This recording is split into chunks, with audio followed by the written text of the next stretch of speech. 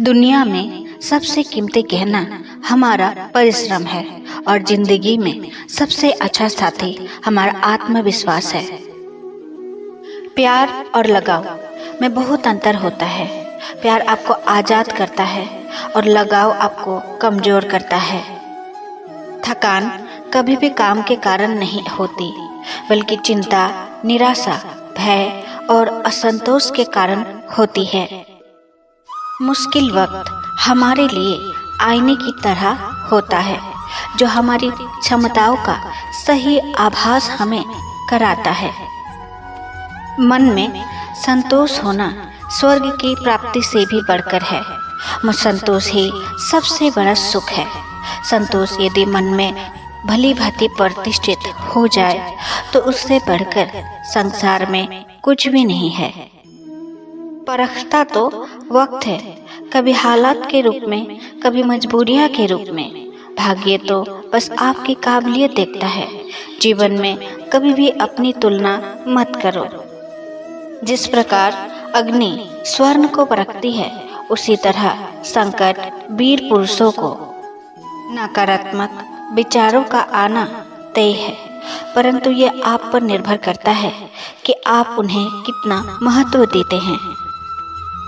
शरीर जल से पवित्र होता है, मन सत्य से, आस्था धर्म से और बुद्धि ज्ञान से पवित्र होती है। दूसरों को बदलना तुम्हारे हाथ में नहीं है, तुम्हारे हाथ में तो केवल स्वयं को बदलना है। जो था अच्छा था, जो बाकी है वो बेहतर है, और जो आगे चलकर मिलेगा वो बेहतरीन होगा। इसी सोच के साथ जीवन में हमेशा आगे बढ़ते रहें। अच्छाई की शुरुआत खुद से ही करनी पड़ती है, क्योंकि तिलक भी दूसरों को लगाने से पहले अपनी उंगली पर लगाना पड़ता है। उन पर क्या गुस्सा करें जिनके पास निर्णय लेने का ज्ञान ही नहीं। गुस्सा तो उन पर करना चाहिए जिनके पास ज्ञान होते हुए भी गलत निर्णय लेते हैं। यदि आप में गुस्सा और अहंकार है तो आपको शत्रुओं की जरूरत नहीं।